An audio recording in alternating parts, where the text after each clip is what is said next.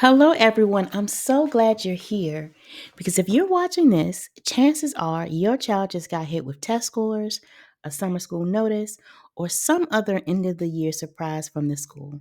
And you're trying to figure out if there's anything you can still do. Let me tell you up front, there is. And we're going to walk through it today. I'm Jeannie Dawkins, mom of two awesome neurodiverse boys, founder of the Parenting Cipher, and a special education strategist. I've been where you are. I've opened up test scores and my stomach has dropped. I've sat in meetings where they made decisions for my child without giving me a real voice. That's why I do this work, because I want you to have the tools I wish I had back then.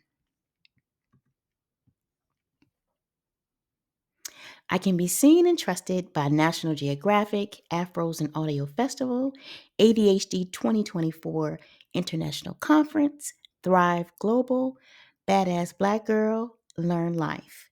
Whether I'm speaking on national stages or walking parents through tough IP one-on-ones, I show up with strategy, heart, and lived experience. These trusted platforms invited me to share the blueprint, and I'm here to make sure you have it too.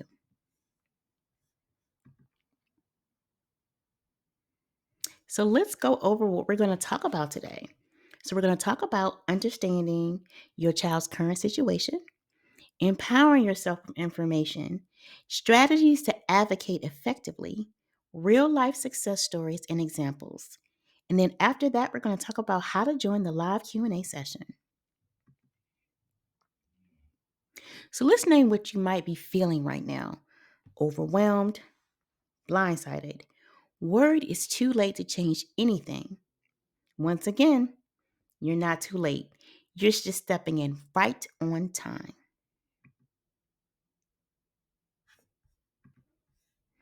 Here's what most schools won't say out loud. You can challenge the decision even in May. You can still request a meeting or a change. And yes, you can ask for documentation right now.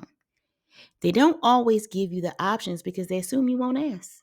But you're here, so let's talk about your options. When a school tells you your child is being retained or has to go to summer school, ask them, where is that written? The examples that you're looking for might indicate or imply retention was stated. So, progress reports for failing grades, emails from teachers or principals discussing lack of academic progress, written notices recommending summer school, or notes in the IEP progress reports, which you should be getting at least 4 times a year with a report card that shows that the goals that were set have not been met by your child. If they reference any of these, ask for a copy and clarification. Let's take a minute to talk about clarification. Clarification means you're asking them to explain it more. So you're asking, how are you administering the goal? How are they interacting with your child? The more you're able to ask them these questions, the more they're able to think about how they're actually supposed to be supporting your child. The other thing you want to ask, what data are you using to make this decision? So here are some examples of data. Are you looking at recent report cards, progress reports, attendance records, state or benchmark test scores, written teacher feedback, or IEP goal progress updates? These are the kinds of documents that you should have and that they should be using to make an informed decision about retention or mandatory summer school. If it's not in writing, it's not official. If they can't show you the metrics, you have space to push back. Use your legal rights right now, okay? May isn't off limits. It's not too late just because it's May, or even if you already had an IEP meeting for the year. You can still request an IEP or 504 meeting.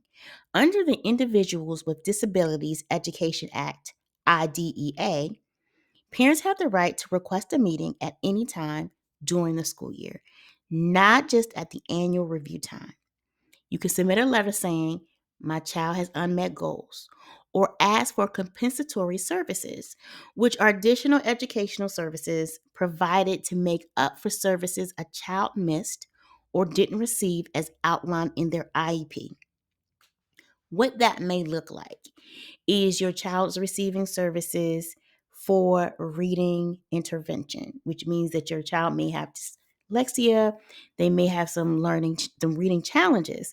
So they have a goal that states that they will be able to, hypothetically, be able to read 4 paragraphs correctly 5 out of 7 times. You're now at the end of the year, your child's not able to do that. But how many hours was stated that the service would be administered for your child? So for instance, the school is saying that they use a particular program for reading intervention. You look at that program online. You notice that for that program to work, it states that the child needs to be doing this program 20 minutes a day, 5 days a week. However, once you look at your child's IEP, you can see that your child is only receiving 10 minutes, 3 days a week. So how is that reading intervention programs going to be able to support them? Those are the type of examples that you're going to be using when you're looking at how your child's needs are being met. Another example of your child's needs not being met can be your child was supposed to be receiving one-on-one support in class for an hour, 5 days a week. Well, once you start asking the school, you discover something happened, second semester, the person might have been laid off, the person might have been sick. So they didn't receive the hours that they were supposed to receive. You can ask for compensatory services to replace those hours that they missed. That might be something that has contributed to them not being able to meet their goals, and why we're now talking about retention or non-graduation or being held back. Just because the end of the year doesn't mean your child needs go away. They still exist and you still get to call a meeting. I will even tell you, I've had clients that we have called meetings in June, just catching them right before they go on break. And once the ball starts, they cannot stop it. They have to meet the required amount of days to basically find a solution to your request. Now, this one is a game changer. Bring your own plan. Schools love to say they don't have time, so give them a plan. They can say yes to. Propose how you want your child supported for the next 30 days, whether that's review sessions, check-ins, or alternative path to pass. Create a collaborative plan. Include what the school has offered in the past meetings with accountability. Now listen, what does that look like? That looks like your child's teacher might have said at one point, well, if I'm able to meet with your child after school for 30 minutes, I would be able to support him better to make sure that he catches up with his work. That might have gotten lost in translation. It might not have actually happened. Well, when you create your plan, you're going to put that in the plan because it was something that was already offered. And let's take a moment to understand and empathize just a little bit, right? With teachers and right now what's happening in this educational climate. They may be overwhelmed. That doesn't take away the fact that they want to support you and your child. So there's a saying that I love, and it says, help me help you. So you're going to help yourself by helping the teacher by having your own plan. It's hard for them to say no to something that's clear and doable and something that was already offered in the past. Difference is in your plan, you're going to have a little bit of, okay, how many times a week? You're going to check in and make sure that's actually being done. Once again, I always say that when your child has an IEP, when your child is in school, we are a team. We need to work with school systems and support them so they can support us and our child. So, what happens when you use these strategies? Let me give you some real life examples. So, I had a mom that I work with, and she submitted one letter and stopped her retention. I had another mom who had an IEP support reinstated within 5 days of a rescue session.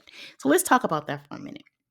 Sometimes you're in a meeting and the school states, we don't think that your child needs an IEP anymore. They're doing well. We see a lot of progress. They've met their goals. We don't think that they need an IEP. And you're kind of like, oh, well, yeah, sure. I see that my child's happy. I got the report card. The report cards are showing that they're doing well. Um, they did good the first semester, second semester. Confidence is up. It's the third semester, and you say, okay, I don't think they need an IEP. And third semester is not really good at all. Fourth semester, really shaky. Just because you said, I agree to let go of an IEP does not mean that you cannot request to have it reinstated. And the position that you have right now is, if you are listening to this and you're watching this webinar, that means that your child has shown that they are regressing. They're showing that they're not making progress. And that is what you're going to use to have the IEP reinstated. I had one parent who used our checklist to get 10 hours of missed reading support before school let out. These steps work when you have the right words and the right support. Now, if you're watching this and you're thinking, I need help making this fit my child, book a rescue session. It's a one-on-one strategy call where we figure out what exactly to say, submit, and request. We build your plan with receipts. And right now, you'll also get a fast action bonus if you book before May 29th. In this, you'll get a 60-minute one-on-one rescue session. You will get a personalized academic action plan, school communication templates, which basically are email templates as well as scripts that support you for the rest of the year whenever you are advocating for your child. So in these templates, for example, whenever you are talking to anyone who's in administration, it could be in passing. If it's about your child, you should always be sending a follow-up email. One, you're following up because sometimes people forget, because you just talked to Miss Tracy in the carpool lane. Well, something happened before she got to her desk. She might have forgotten. So you're just a gentle reminder. Sometimes you may be following up with a letter or email from the school and you're just talking to them. Once again, you want to follow up that you actually had that conversation. So that's one of the letters that is in this template, as well as requesting meetings, following up with goals that are set, asking questions as far as what does it look like with your child's goals being administered. You also get expert guidance from a special education advocate. You get follow-up support via email. Now, what that means is that when we finish the personalized strategy and you go in and you submit everything, I follow up with you to make sure that everything's okay. And even if everything is okay, then I will also support you with what to do during the summer.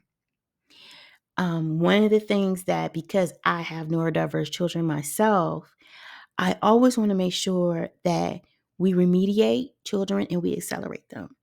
Every child has the ability to learn. It's all about finding how they like to learn. How can we connect with learning with something that they love? Sometimes the summer is like a great opportunity. Now, this offer is a limited time offer, which means for 48 hours, you will get this price at $497. After that, it's going to go up to $697. So you can scan the code, scan me right there, and book your session.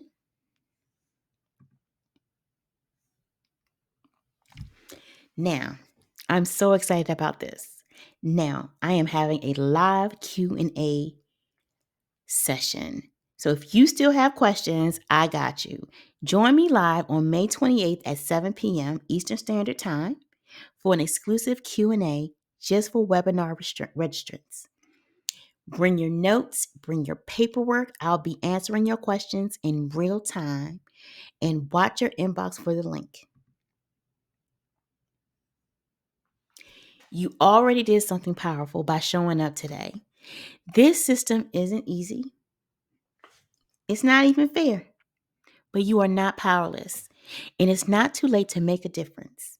I see you, I believe in you, and I'm here when you're ready.